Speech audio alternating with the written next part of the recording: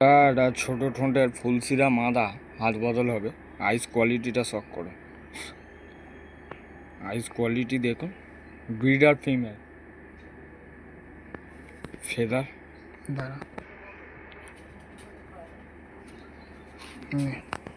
Feather, পায়রার face of beauty, একদম ছোট্টর ওপরে পায়রা, এক বেগদার থেকে একটু বড়।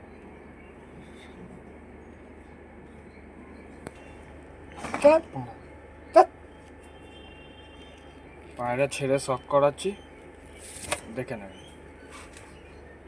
চেক করুন।